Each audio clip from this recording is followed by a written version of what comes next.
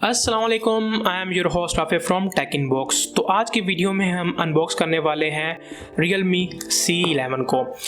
Realme c11 recently ही Realme वालों ने launch किया है। इसकी जो लॉन्च डेट थी वो 21 जुलाई थी। अगर इस मोबाइल फ़ोन के ऑफिशियल प्राइस के हवाले से बात की जाए तो जो इसकी Realme ने ऑफिशियल प्राइस रखी है वो 16,999 रुपीज़ रखी है। अभी तक ये ऑफलाइन मार्केट में अवेलेबल नहीं है। अगर होगा सही तो तकरीबन 15,500 से 16,500 के दरमियान आपको बाय करने को मिल जाएगा। ये जो इस वक्त मेरे पास यूनिट अवेलेबल है ये एक रिव्यू यूनिट है, मतलब कि इसकी ऑलरेडी अनबॉक्सिंग हो चुकी है।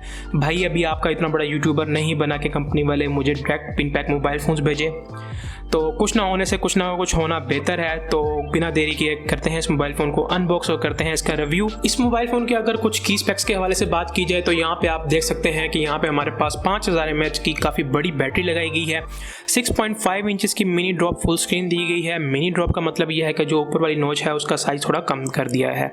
आपको 13 मेगापिक्सल का डुअल रियल कैमरा सेटअप देखने को मिल जाता है और यहाँ पे हमारे पास Helio G35 गेमिंग प्रोसेसर लगाया गया है। इस पे चलते हैं बाद में। अगर इस कलर की बात की जाए तो मेरे पास कलर जो अवेलेबल है ये पेपर ग्रे कलर है। इसके अलावा मार्केट में एक और कलर भी आता है जो कि मिंट ग्रीन के नेम से है।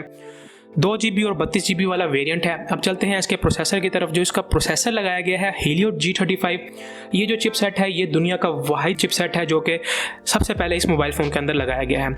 इसकी जो हाईलाइट है वो गेमिंग प्रोसेसर के नाम से दी गई है, तो इसका मतलब ये है कि ये काफ़ी पावरफुल चिपसेट होने वाला है। अगर इस चिपसेट को कंपेयर किया जाए तो Helio जो P35 प्रोसेसर है उससे ये चिपसेट थोड़ा सा पावरफुल है। अगर P35 की बात करें तो P35 जो प्रोसेसर है वो 30 से 40 हज़ार के प्राइस रेंज वाले मोबाइल फ़ोन्स के अंदर आपको देखने को मिलता है।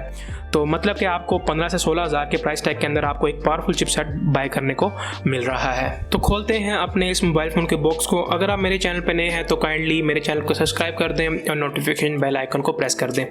यहाँ पे हमारे पास Realme हमें वेलकम करती है। आपको इस मोबाइल फ़ोन के साथ सिलिकॉन केस देखने को नहीं मिलता। यहाँ पे हमारे पास सिम इंजेक्शन पिन दी गई है और यहाँ पे हमारे पास कुछ पेपर मैनुअल देखने को मिल जाता है। जैसा कि मैंने आपको ऑलरेडी बताया था ये मोबाइल फ़ोन ऑलरेडी अनबॉक्स हो चुका है। तो देखते हैं इसके बाकी बॉक्स कंटेंट्स। यहाँ पे हमारे पास एक चार्जर दिया गया है। अगर इस चार्जर के आउटपुट की बात की जाए तो जो इसकी आउटपुट है वो 2 एम्पेयर की है, मतलब कि ये एक 10 वाट का चार्जर है। और यहाँ पे हमारे पास एक माइक्रो USB केबल दी गई है। Realme के मोबाइल फ़ोन के साथ हैंड फ्री देखने को नहीं मिलती। इस मोबाइल फ़ोन को कर लेते हैं ऑन और तब तक देखते हैं इसकी ओवरऑल लुक। अगर इसकी फ्रंट साइड की बात की जाए तो फ्रंट पे आपको 6.5 इंचज़ की IPS LCD टच स्क्रीन देखने को मिल जाती है। जो ग्लास प्रोटेक्शन है वो मेंशन नहीं की गई, लेकिन आपको इसके ऊपर प्री अप्लाइड स्क्रीन प्रोटेक्टर देखने को मिल जाता है।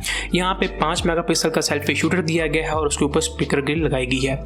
इस मोबाइल फ़ोन की अगर बैक साइड की बात की जाए तो बैक साइड जो है वो इन्होंने टोटली चेंज कर दी है। यहाँ पे हमारे पास Realme की काफ़ी बड़ी सी ब्रांडिंग देखने को मिल जाती है जो कि एक स्ट्रिप स्टाइल में कैमरे की तरफ जा रही है। जो Realme की से पहली वाली डिवाइसेस में जो कैमरा कटआउट था वो वर्टिकल था, लेकिन इसके अंदर स्क्वायर कटआउट दिया गया है। इस मोबाइल फ़ोन की अगर बैक की बात की जाए तो बैक प्लास्टिक की है और आपको काफ़ी रफ सरफेस और फिंगरप्रिंट स्टाइल पैटर्न देखने को मिल जाता है। अगर इस मोबाइल फ़ोन के साइड्स के हवाले से बात की जाए तो साइड पे आपको वॉल्यूम रॉकर्स के नीचे पावर बटन देखने को मिल जाता है। जो इसकी दोनों साइड्स बनाई गई हैं वो थोड़ी बम्पी टाइप बनाई गई हैं। दोनों साइड्स पे आपको थोड़ा सा बम्प देखने को मिल जाता है। अगर इस मोबाइल फ़ोन के ऊपर वाली साइड की बात की जाए तो ऊपर आपको कुछ देखने को नहीं मिलता।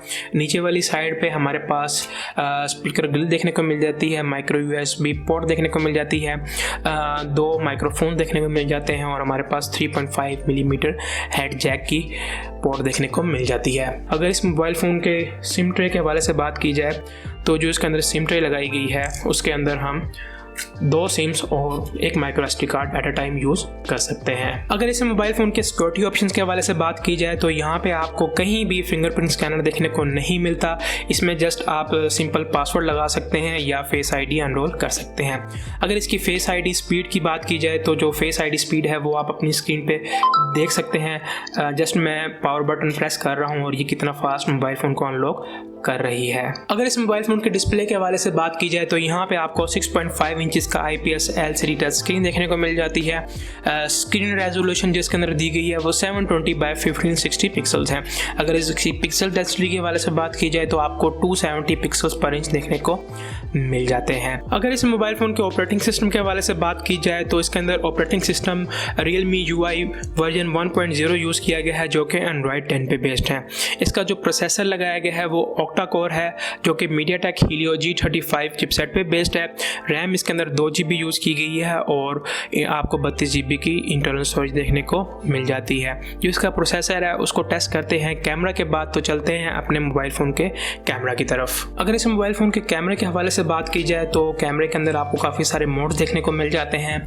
जिसका मेन कैमरा दिया गया है वो 13 मेगापिक्सल का है और जो दूसरा कैमरा लगाया गया है वो 2 मेगापिक्सल का डेप्थ सेंसर है।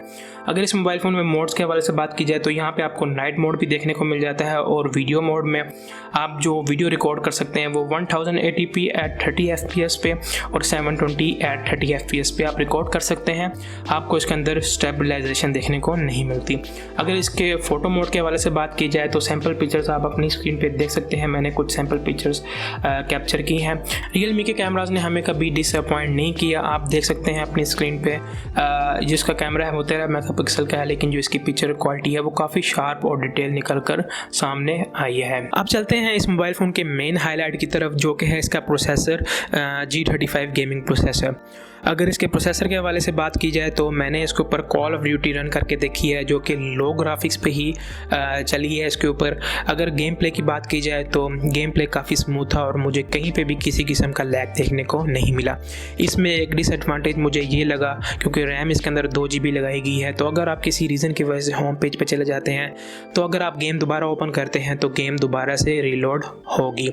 मोबाइल फ़ोन पे मैंने तकरीबन 10 मिनट का गेम प्ले किया है और जो मोबाइल फ़ोन है वो काफ़ी हीट अप हो गया था।